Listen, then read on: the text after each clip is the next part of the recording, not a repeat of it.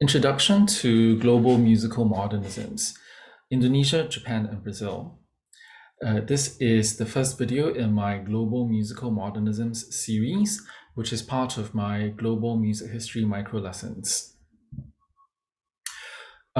In this microlesson, we're going to look at 3 case studies from Indonesia, Japan, and Brazil. These are the resources which I used to prepare this microlesson, and they are listed in the description for this YouTube video as well.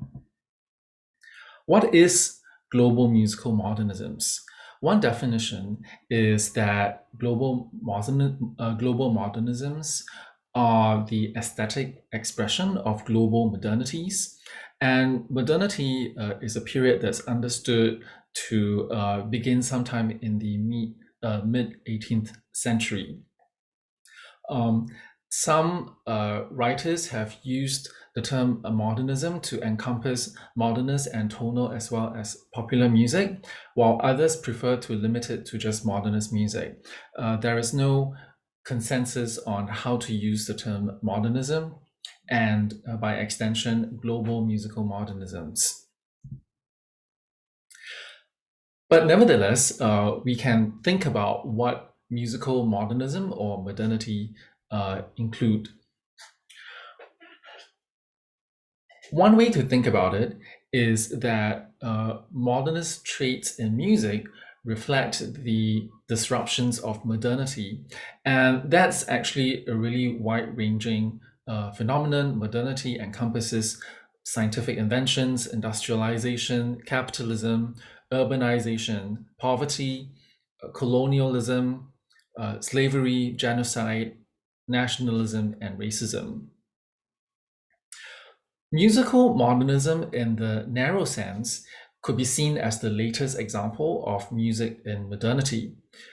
From the global perspective, in the 20th century, we've seen that global composers studied in the West or with emigre European modernist composers.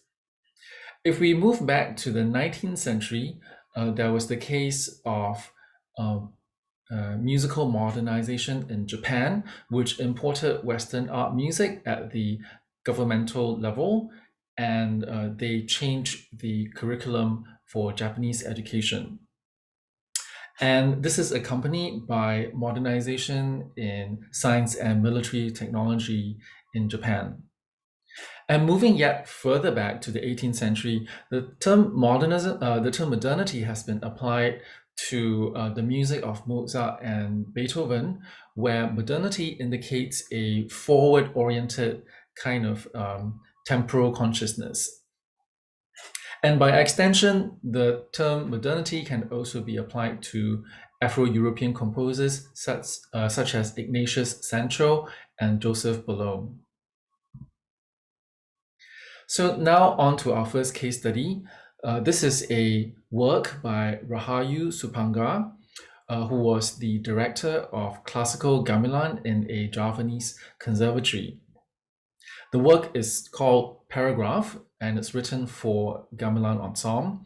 This is based on an article by J. Arms. Paragraph was composed during a 5-week residency when Supanga worked with the New York-based composers collective and gamelan ensemble called the Gamelan Son of Lion. In the work Paragraph, there are varied compositional approaches. There are characteristics of the New York collective. One of the things that they did was they would have an accumulative process where the gamelan instruments would enter one by one and be layered on top of one another. This is not something that would be done in a traditional gamelan ensemble. Also in the collective, they practice free improvisation. And then in Paragraph, there are also characteristics of classical Javanese gamelan music, which is known as karawitan. So there is semi-improvisation, which is more structured, and is structured around approaching and leaving gold tones. This was performed by a trio of experts who were well versed in classical Javanese gamelan music, as opposed to members of the collective who were relatively unfamiliar with it. And finally, there's the modernist characteristic of this music, which is seen in that different Javanese scales, known as the Palok and Slandro scales, were sounded simultaneously, creating dissonance. Supanga said, he commented that up to the present time, the majority of collaborations between artists from different cultures or countries has been with more orientation towards the West. And so here there is a sense that Supanga is critiquing the phenomenon whereby interculturalism is often Western facing. And this is an excerpt from the beginning of a paragraph. The numbers here that you see are a form of cipher notation. So they represent pitches in the Javanese, Slandro, and Palok scales. And the different roles represent different instruments with the highest row representing the instrument with the highest pitch.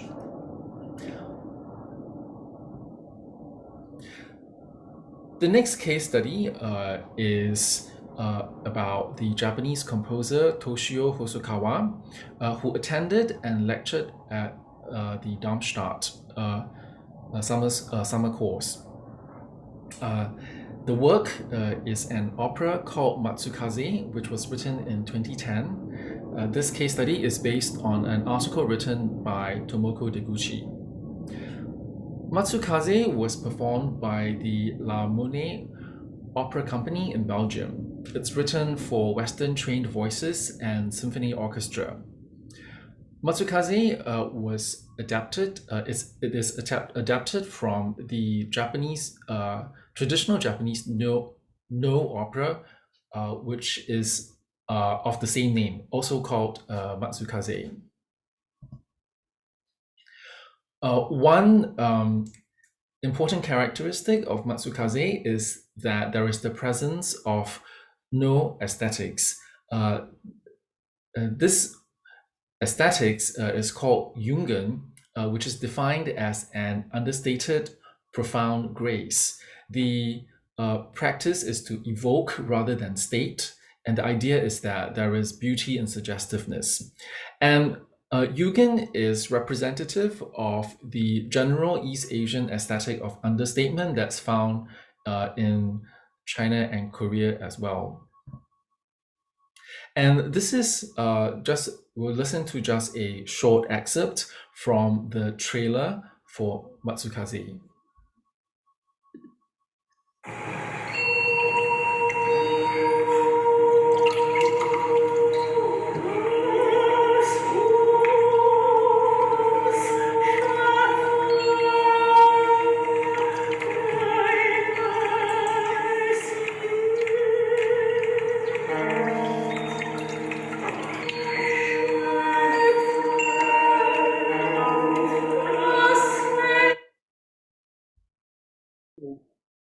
These are some of the issues which are relevant to Matsukaze. There's a question of what is foreign.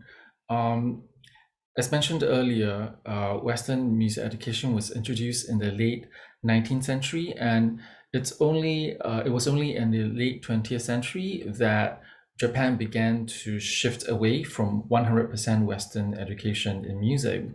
And so a lot of the Japanese audience are actually more accustomed to Western art music than to traditional Japanese music. So which is the music that actually is foreign?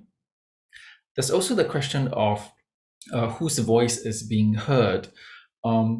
Is it the Japanese voice as seen in the presence of a traditional no theater aesthetics? Or is it the Western voice as heard in the Western trained performers singers and the symphony orchestra. This is a matter that people continue to discuss. Our final case study takes place in Brazil.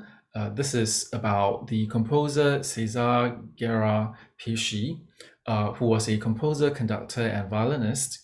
The work in question is his trio, written for violin, cello, and piano, and this is based on an article by Frederico Barros.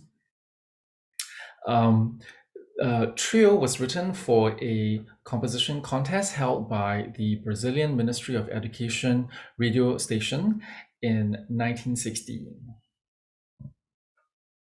A little bit about Guerra-Peixe's career. He composed using the 12-tone method until 1949.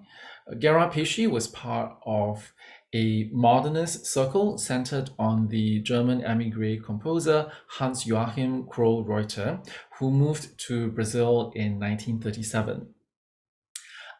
Things changed after 1949. Guerra-Peixe abandoned the 12-tone method and engaged in research on Brazilian folk musics, and he incorporated these folk musics into his musical works. And what he created, the language that he used was a neotonal compositional language, and this was his nationalist period. As an example, what we will hear at the beginning of the trio is that the melody and the rhythm are synthesized with musics from different parts of Brazil, and Guerra-Peixe, in other words, also incorporated the forms of folk musics as well as the timbre of folk instruments. So, what is the significance of neotonality and the 12-tone method? What's the significance of the shift away from 12-tone? The meaning of neotonality is derived from its relationship with 12-tone music. 12-tone music by the 1940s was something that was practiced by modernist composers in Brazil who had become established already. So they were part of the establishment.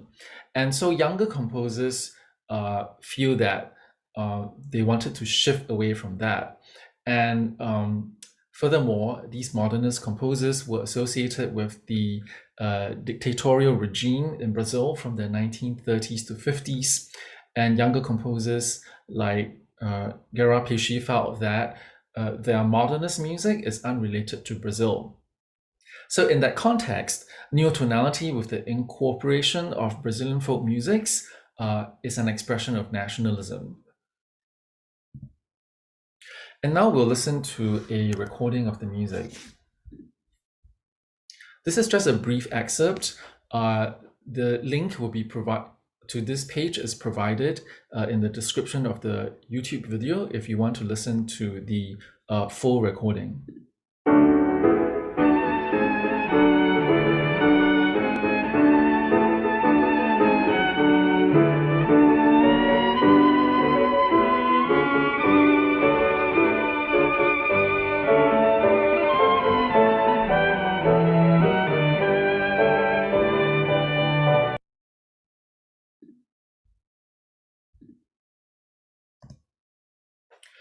So in the three case studies, we've seen different kinds of global modernisms. With Supanga's music from Indonesia, he actually composed for a traditional gamelan ensemble. With the music of Hosokawa from Japan, the opera was actually written for Western performing forces. And with the Brazilian composer Guerra-Peixe, he used a neotonal compositional language. When Western musical modernism spread to different parts of the world, it became transformed. So Modernism is often understood as an elite genre, so there is the issue of the high-low distinction. European musical modernism emerged out of the context of late Romanticism and the proto-mass music culture of Europe. For example, Vienna was the 19th century epicenter of operetta production towards the end of the century. But this high-low distinction is not universal. For example, in communist regimes such as the former USSR and in China, modernism was banned and low folk music was elevated as the people's music. So what we have is a complicated picture. It is not just, what we are seeing is not just convivial interculturalism. Supanga from Indonesia criticized the fact that these intercultural collaborations are often Western facing. With Hosokawa's opera, there's the question of whose voice is being heard. Is it the Japanese voice or is it the Western voice? And with the Brazilian composer Guerra-Peixe, for him, modernism is associated with dictatorship and conservatism, actually, with the establishment, whereas neotonality is associated with the Brazilian people and with nationalism. And to make matters even more complicated, we could consider the question of popular music. From a European perspective, it could be said that modernism versus popular music expresses that high-low distinction. But when these musics traveled around to other parts of the world, places like China, both popular and modernist musics from the West were novel to these global soundscapes and are modern in that sense. So the categorization of these different genres become changed and realigned in different ways when they are brought to other places around the world. In conclusion, Western musical modernism spread globally and was transformed. And it is not the same as colonial oppression because global BIPOC composers have agency and they have choice, as we can see in the various ways that they negotiated musical modernism. If we are too purist in the way that we think about anti-racism and we completely ignore musical works by global composers and BIPOC composers that have modernist elements in them, we actually end up occluding and excluding global and BIPOC people. This is a matter that is a subject of continued discussion. And that brings us to the end of our micro lesson. Thank you for watching.